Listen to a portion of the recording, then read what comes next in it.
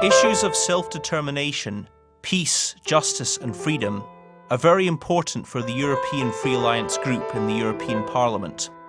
That's why a delegation of 3 MEPs visited Palestine to witness at first hand the situation in the West Bank, to see for themselves how ordinary people are managing in their day-to-day lives with all of the challenges that they face. We wanted to come and see what things were like now in the West Bank, what the situation was, to visit and to speak to as many people as we possibly could, and to report back, of course, to our colleagues in the European Parliament. I think that we've had a few days packed full of visits, and we have met a real cross-section of society here, politicians, people in schools, the refugee camp, all sorts of people. And the message seems to be the same, that things aren't good, that things haven't improved in many years. And in fact, they're getting worse politically, because the possibility of the Palestinian state being established seems a faraway dream now. Et nous aimons la vie autant que possible.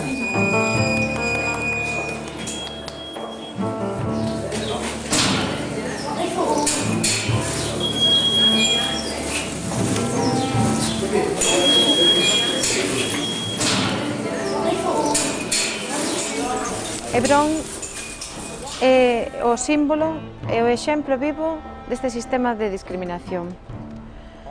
É tan dura a vida ali que incluso pois a xente ten restriccións para ir á escola diariamente. Vimos como os meniños non podían acceder á escola pola que accedían normalmente. E todo porque se instalaron ali 400 colonos xudíos. 400 colonos nunha poboación de 156.000 habitantes que condicionaron, que cambiaron a vida das palestinas et palestinos d'Hébron. On a le sentiment que la situation chaque jour devient plus complexe et il y a vraiment des tensions qui restent très fortes et qui restent refoulées par la répression, et uniquement par la répression, et non pas parce qu'il y aurait une situation qui s'améliorerait d'une façon ou d'une autre. The city of Hebron is divided into two parts. Most important part as under the Israeli occupation directly until this moment. So we have 102 checkpoints surrounding the old town, and every Palestinian wants to enter or to deliver any kind of services for the Palestinians there should take a permission from the Israeli side. We are passing into H2, the restricted part of Hebron, where settlers attack the people every day, and the closed shops, the closed apartments, the closed markets, and this is the main checkpoint, which is preventing the people from living normally in this side. So we will pass this checkpoint, and it's one of the 20 checkpoints in Hebron. And everybody has to go through. Everybody. If you go to school, if you go to university, if you go to your work, if you want to do shopping, daily shopping, you have to pass the checkpoint. I pass this checkpoint more than 10 times a day. How often would it close, for example? Maybe now they will close it. Nobody knows. But at least a week, once a week. Okay, let's pass it.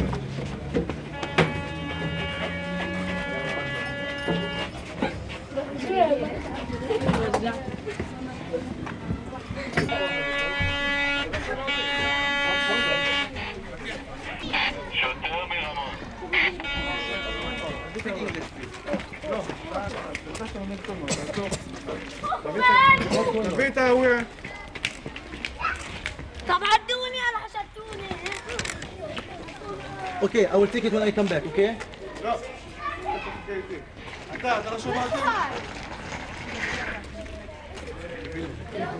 אתה הלך אחורה. מי נתן לך? اسمع. اعطيته انا للشخص. אל תענה לי, אל תענה לי. Why you are nervous? Why you are nervous? אל תענה לי. What's going on? What's going on? Okay, what's going on? What's going on? What's going on? Tell me, talk to me. אתם לא שומעים אותי? תקשיבו כולם, אתם רואים איפה שם מדרגות? אתם רואים איפה שם מדרגות? לכו לשם. Go back, there. Understand English?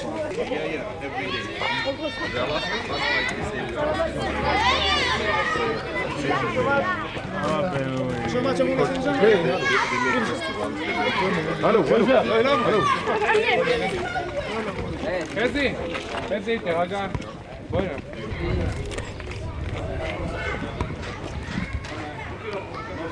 براء اطلع من عندك بلا شيء. اوكي. Out.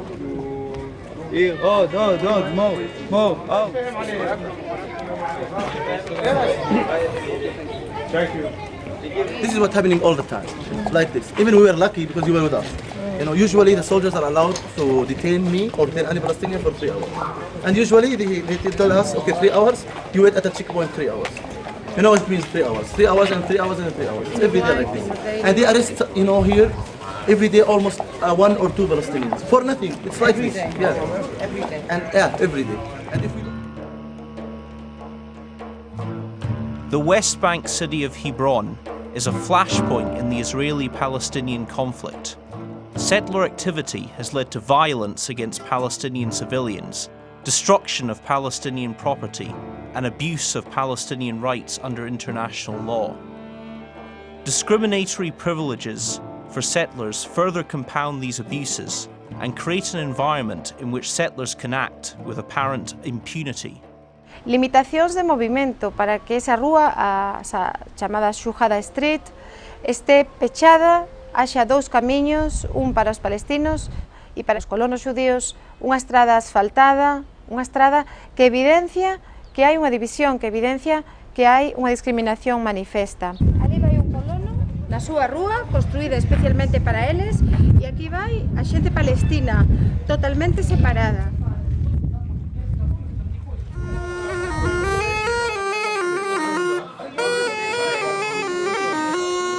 On vient donc de traverser Hébron, on a vu que c'est une ville magnifique qui a un potentiel économique énorme et ce potentiel n'est pas du tout mis en valeur. Les gens sont dans une situation de souffrance énorme et ensuite quand on franchit cette ligne de démarcation, on voit de l'autre côté un endroit désert, enfin tout ça est irréaliste. This was the main street in Hebron. It was full of shops. It was the centre of the city and city life. And now, as you can see, it's closed. Not only are the shops closed, but the whole street is closed to any Palestinians. I can stand here because I'm not Palestinian, and the Israeli settlers can use this street, the soldiers use this street, the police who are here to look after the settlers use this street. But if the Palestinians want to travel down this way in the city, then they have to go up behind this wall and through the graveyard. It really is a system like apartheid.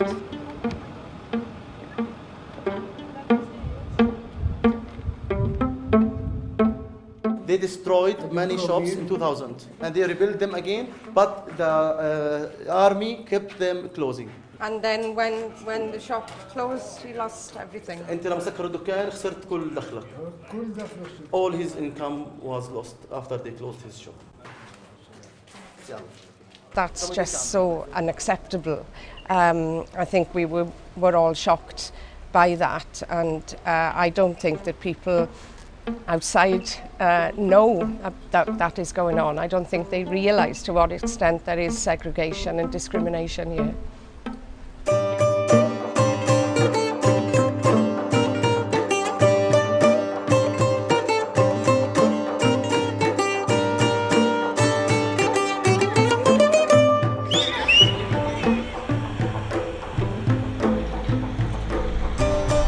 Freedom of movement is a prerequisite for accessing basic human needs such as healthcare, education, government institutions, workplaces, and for maintaining social, cultural, and family ties. The Israeli army has enforced systematic movement restrictions, which have become effectively permanent in some cases. These restrictions impact upon most aspects of Palestinian life and violate many of their basic rights and entitlements under international law. Hai toda unha política de restriccións dos movimentos a través dos chamados checkpoints, a través dos numerosos controis, das barreiras. Hai nada máis e nada menos que no territorio palestino 521 unidades, espazos físicos, impedimentos que fan que cada día, para ir á escola, para ir traballar, para ir ver a un familiar, teñan que pasar eses controis. Nós mesmos tamén os vimos, os sufrimos, e dende logo pois foi un exemplo do que pasa e sufre diariamente o povo palestino. In the 2 days that we travelled, we were stopped at checkpoints. Once having to get off the bus and the bus was searched. The second time we didn't have to get off the bus, but we were stopped and held up in a checkpoint. That was us, visitors, not living here, but still having our schedule disrupted by the checkpoints. People living here, of course, have that all the time, every day, several times a day. Israeli checkpoints in the occupied West Bank have become part of everyday life for the thousands of Palestinians who must pass through them daily.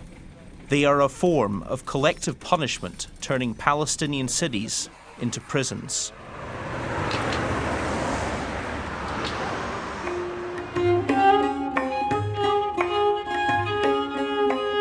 But these closures in the West Bank do not consist only of military checkpoints and partial military checkpoints, but also of earth mounds, trenches, roadblocks, road gates, and above all, one of the largest separation barriers in the world. Le mur qui a été érigé ces dernières années est la preuve que la question d'Israël et de la Palestine, au lieu d'aller vers des solutions, va vers une aggravation. C'est un problème qui est, pour nous, il faut toucher du doigt, car on voit bien comment la réalisation de ce mur symbolise l'impasse politique dans laquelle Israël enferme la question palestinienne et dans laquelle, en même temps, elle enferme tout l'ensemble méditerranéen et toute l'Europe, car l'ensemble méditerranéen, c'est un espace qui est décisif pour l'avenir de l'Europe. Tivemos a ocasión de ver o muro da vergoña, de ver como divide a poboación palestina, de ver como fai unha división entre israelíes e palestinos, de ver como se estenden 700 kilómetros por todo o país, como divide familias, como divide vidas, como divide a economía.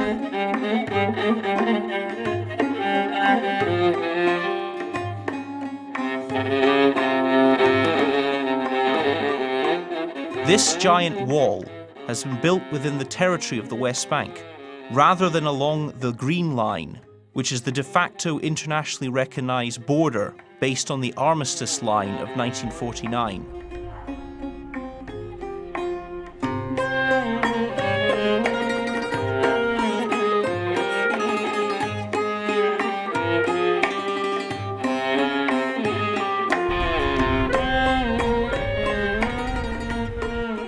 Many Palestinian communities have been divided, or in some cases, whole neighborhoods have been completely cut off from the rest of Jerusalem by the route of the wall. One of the most important things of this Greater Jerusalem concept is to create, as Netanyahu, as Olmert, as Barak, as all of their formers have repeatedly said, to create such a huge Jerusalem that it would be impossible to divide it. When the time will come to finally put the card of Jerusalem on the negotiation table, Israel can argue that dividing Jerusalem will actually harm her civilians. The more that you build around it, the more difficult it will be to separate it, and having East Jerusalem as the capital of a future Palestinian state, all of these enclaves will exist without having geographic continuity between one each other, surrounded by settler development.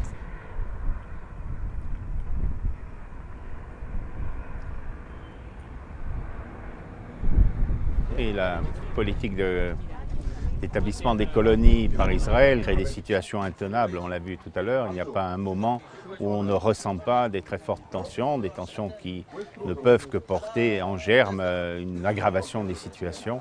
Et c'est une politique tout à fait irresponsable d'Israël que de vouloir avoir au sein du futur État palestinien des colonies de population qui viennent d'Israël et qui ici compliquent la situation, créent des tensions et empêchent toute évolution pacifique du conflit.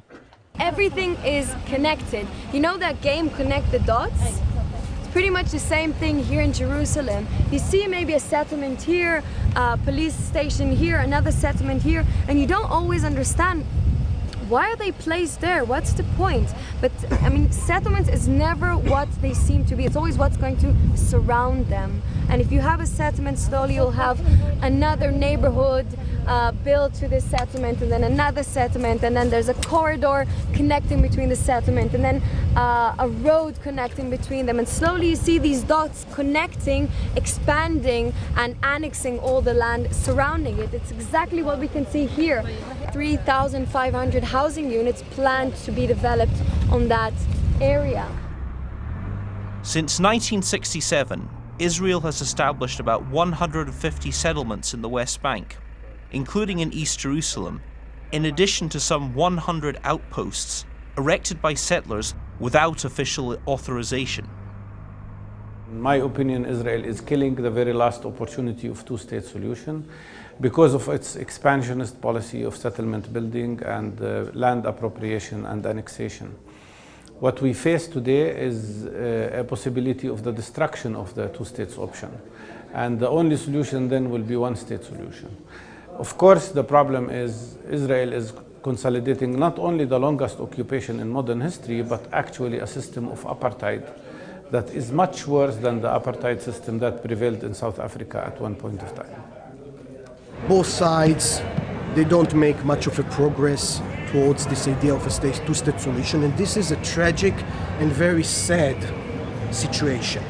The only way to solve this occupation, to allow Israel to live in peace and security, to allow the Palestinians to have their own free state, is by the two-state solution.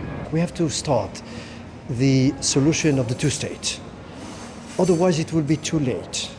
We have really 1, 2, 3 years before it becomes impossible to divide the land in two. That's why we in the Labour Party, we believe that the Palestinian problem has to be solved through the Palestinian state. Otherwise, unfortunately, there will be one state for Israelis and Palestinians, and I don't think it's the best idea we can find. La seule solution réaliste, celle qui porte en germe un autre avenir, c'est deux États. C'est la solution qui est sur la table depuis 20 ans et sur laquelle on n'avance pas d'un iota. Alors on n'avance pas d'un iota, on finit par faire émerger des attitudes qui sont en fait des impasses. Et quand on rentre dans les impasses, le plus difficile c'est d'en sortir. La partie dominante c'est Israël, qui a l'appui de la communauté internationale la plus puissante, notamment les États-Unis. Et c'est à elle de changer d'attitude pour sortir, ne pas justement se laisser piéger dans de telles impasses et essayer de construire enfin une solution politique. Hay un plan sistemático, organizado, una estrategia política totalmente pensada para destruir os dereitos do povo palestino.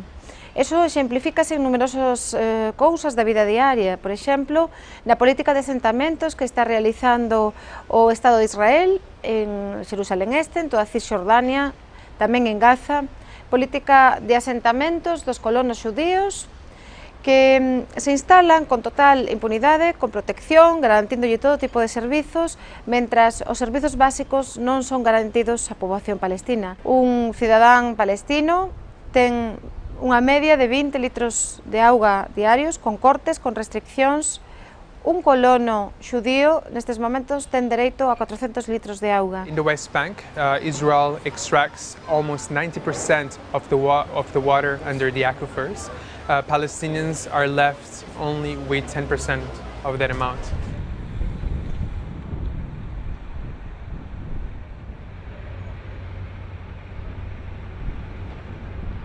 The extra water the Palestinians need, they actually have to buy back from the Israelis, even though it's their own water. People don't have enough for showers, for everyday use, things that we just take for granted.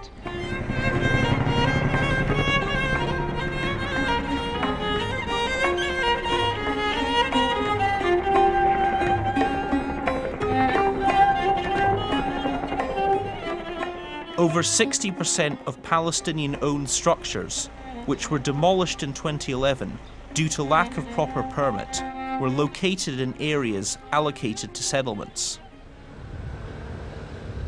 This is the Silwan area in occupied East Jerusalem, where over 1,000 Palestinians face losing their homes. Israeli settlers have already moved into parts of Silwan, in an attempt to take over the town and evict Palestinian families who have lived here for generations. As you see, we are walking in a narrow streets. People's life here is very difficult, it's not easy. They are suffering from daily attacks on them. Their children is arrested. Their men has to pay high fines for these houses that Israel considered it illegal. We want to have a hope. If they are chasing us daily, if they raid our houses, if they arrest our children, they take our brothers and daughters to jails. This is not a life. This is a hell. Neste momento pois hai moitas familias que están esperando o aviso de que súas casas sean demolidas e que ademais faise con moitísima alevosía, chegan de noite, non avisan, eso ten un tremendo impacto psicolóxico nas familias, nos nenos que teñen medo. On met à nu l'argumentation de prétexte que Israël n'arrête pas de mettre en avant pour arriver à ses fins, c'est-à-dire la disparition de la présence palestinienne à Jérusalem. Et ces arguments prétextes sont faits en instrumentalisant la communauté internationale à travers l'utilisation des fonds et à travers également les grands thèmes qui sont mis en avant. On dit qu'ici on va supprimer le logement de centaines de personnes pour faire des découvertes archéologiques. On va avoir ailleurs, ce sera au nom des droits de l'homme qu'on va piétiner les droits de l'homme. This particular community has set up a communal area, a big tent in fact, where they meet, where they focus and plan their campaign, because they are determined to stay there. They don't want to leave their community. They want to stay there. Their children are there, their parents are there. And yet they are under threat, and they know that any time there could be a knock on the door and there'll be bulldozers and police and soldiers outside, and they'll just be moved. This is our land and this is our houses. We are not going to leave it. They can do whatever they want. We are staying here, we born here, and we'll die here.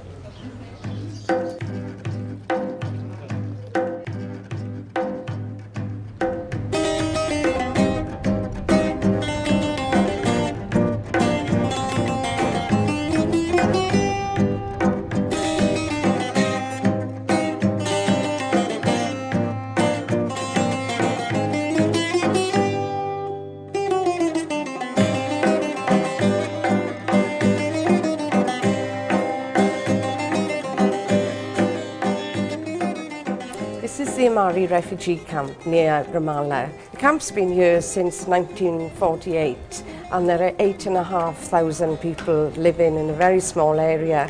You can see the street behind me here is quite narrow and not made, but some of the streets are very, very tiny. The houses are very high. They've built story after story to accommodate members of the family, because the people living here simply can't afford to buy homes outside of the camp in Ramallah. They just don't have enough money. The camp is funded by UNRWA, but they provide the basic services. The other activities in the camp have to be provided by the people themselves. But of course they are refugees, and more than anything they feel very, very strongly about the homes, about the land that their families lost in 1948, the land that still belongs to them. And if the occupation was to end, then they would have their own land, their own homes. That's their hope, that's our hope too.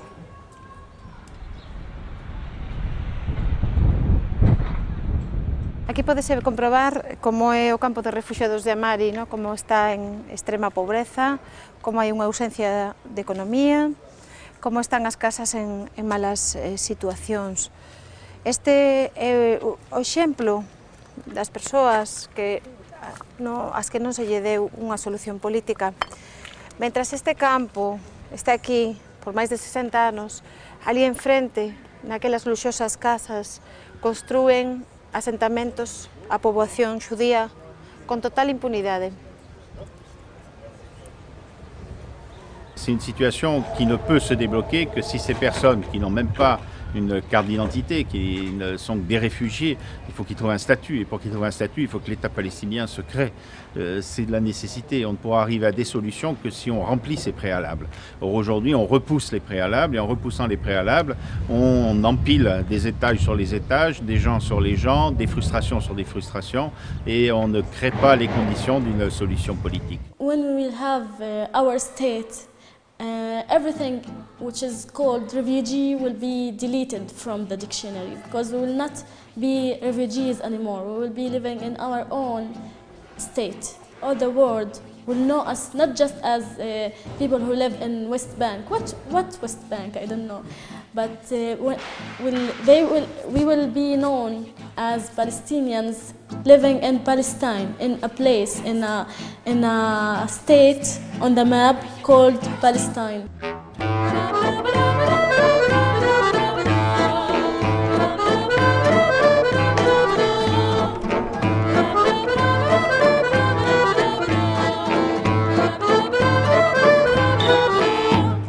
We are not asking for the moon.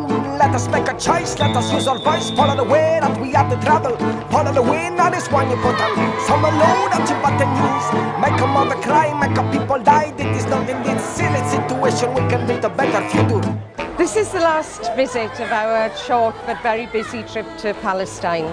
And there's no better way to finish up than in a school here in the Amari refugee camp, with the young boys playing football, enjoying themselves like boys anywhere else, except that they are living in a refugee camp without all of the things that most of us take for granted. But this is the next generation, the generation of the future, and I think that their smiles show that they are full of hope, and we have to believe that we can build a better future.